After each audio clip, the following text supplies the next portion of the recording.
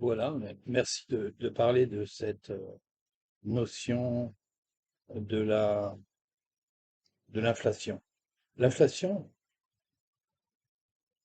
il y a beaucoup de techniciens qui nous ont expliqué qu'est-ce que c'est en chiffres, toute une gamme de concepts qui s'interpénètrent et qui se lient, et qui se défont, qui se refont.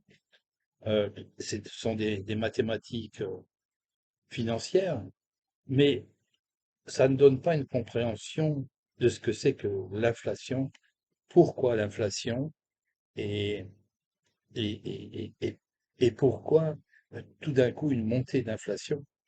C'est assez simple parce que l'inflation de 2% qui est normale, elle, elle correspond exactement aux 2% de la délinquance sur la planète. La délinquance à l'intérieur euh, de l'institution, de l'Organisation mondiale des justices et des droits des différents pays.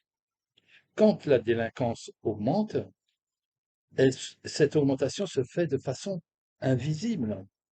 Elle est en dessous de ce qu'on peut chiffrer, de ce qu'on peut voir, de ce qu'on peut observer, parce que elle est bien sûr, elle n'est pas annoncée euh, sur les scènes de télé, hein, sur les plateaux de télé, ni dans le public. Et donc, quand on aperçoit 10 ans après cette délinquance qui a existé, qui a augmenté de façon importante, tout d'un coup, la finance est obligée d'en tenir compte et de corriger les chiffres.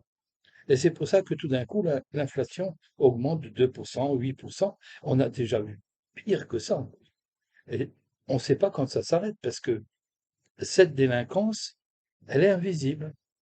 Voilà, alors je souhaite beaucoup de courage à tous les financiers, tous les banquiers.